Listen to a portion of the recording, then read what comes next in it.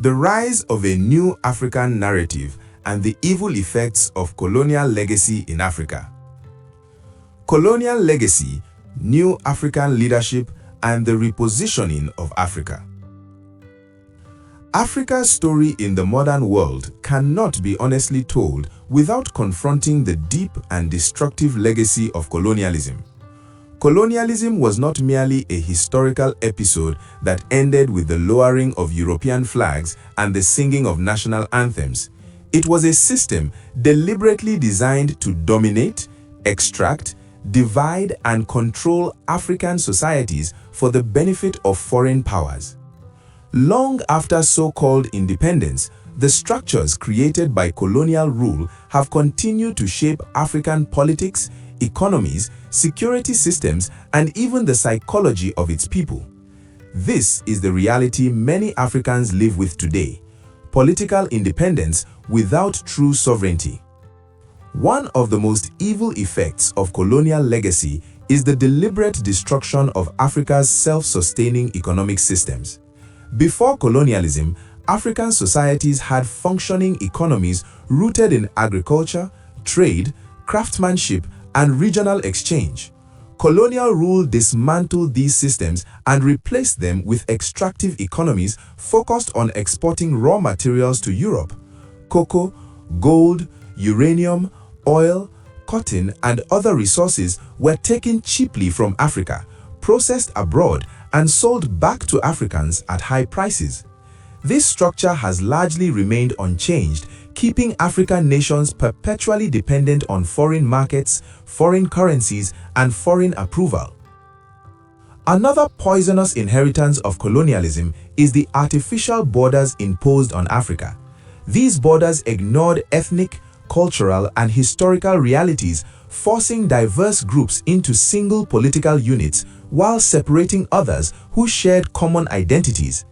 The result has been decades of internal conflicts, civil wars, and political instability. These divisions were not accidental. They were strategic tools to weaken African unity and ensure continued foreign influence through divide and rule tactics. Equally damaging is the colonial mindset implanted into African leadership structures. Many post-independence governments inherited colonial administrative systems designed to control populations, not serve them.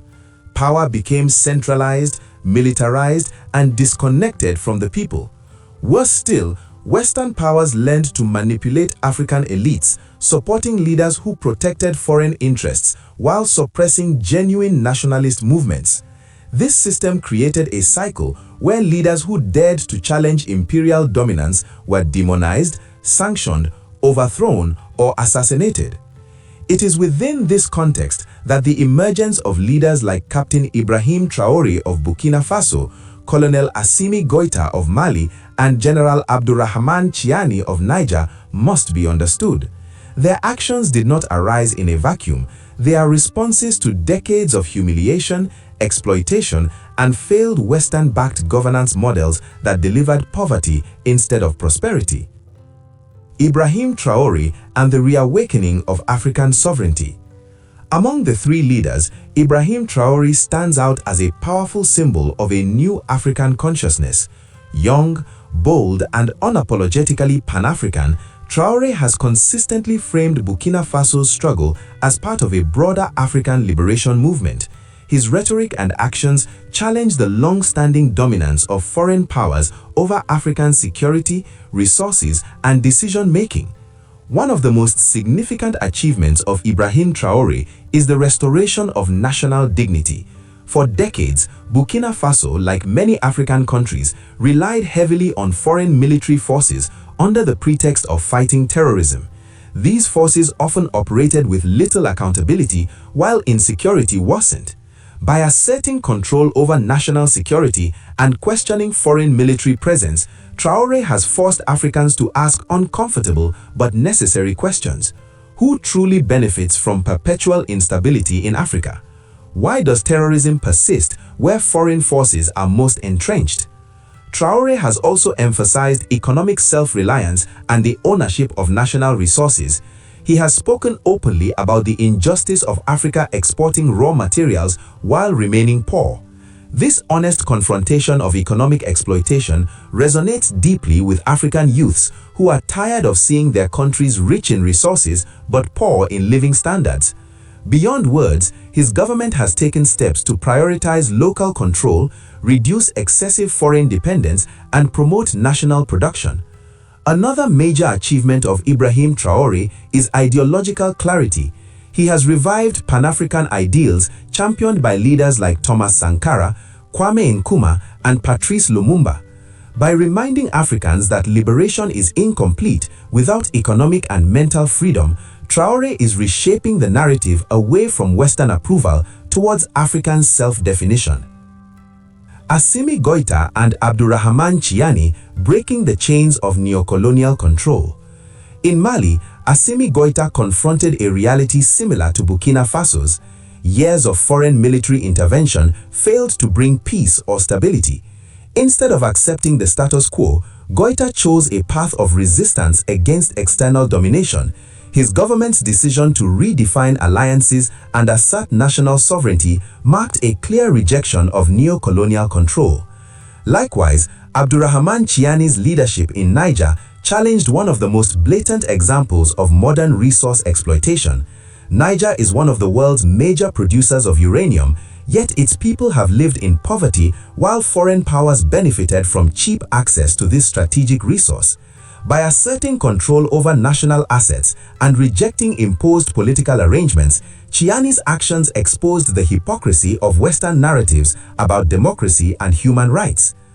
The collective stance of Burkina Faso, Mali, and Niger, especially through regional cooperation, represents a historic shift.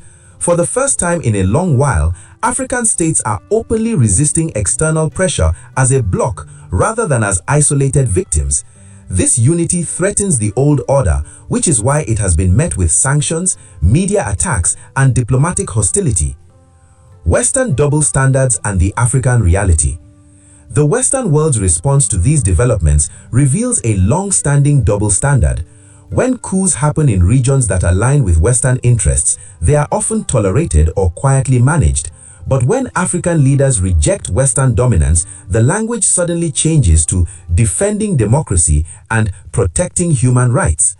Western nations preach democracy to Africa while supporting authoritarian allies elsewhere. They condemn African leaders for nationalism while aggressively defending their own national interests. They speak of rule of law while ignoring illegal invasions, economic coercion, and the looting of African resources by multinational corporations. African resistance is often labeled radical, dangerous, or irresponsible, yet centuries of Western exploitation are rarely framed as crimes. This hypocrisy is not lost on Africans, especially the youth who now have access to information beyond Western-controlled narratives. Nnamdi Kanu and the struggle for true self-determination. The struggle of Mazi Nnamdi Kanu fits squarely into this broader African awakening. Like Traoré, Goïta, and Tiani, Kanu challenges a system inherited from colonial rule. Nigeria, as currently structured, is a colonial creation designed for administrative convenience, not justice or equality. The marginalization of certain groups, economic imbalance, and political repression are all symptoms of an unresolved colonial framework.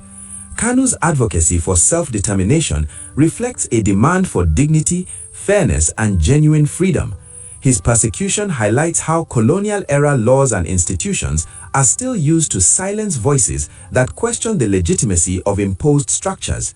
Just as Western powers react harshly to African leaders who resist external control, internal elites often suppress liberation movements to protect inherited privileges. Repositioning Africa for good. The actions of Ibrahim Traoré, Assimi Goïta, Abdourahmane Tiani, and the ideological struggle represented by Nnamdi Kanu are not isolated events. They are signs of a continental shift. Africa is beginning to confront its past honestly, question imposed systems, and imagine a future built on self-respect and self-determination. This repositioning will not be easy. It will attract resistance, propaganda, and economic pressure. But history shows that no genuine liberation comes without sacrifice. What matters is that Africa is once again producing leaders and movements willing to speak truth to power. The colonial legacy thrived on African silence and submission. The new African narrative is being written by those who refuse both. Ibrahim Traoré, in particular, embodies the courage of a generation determined to reclaim Africa's destiny. Together with others who challenge injustice across the continent, they represent hope, not just for Africa, but for a more honest and balanced global order. This is only the beginning.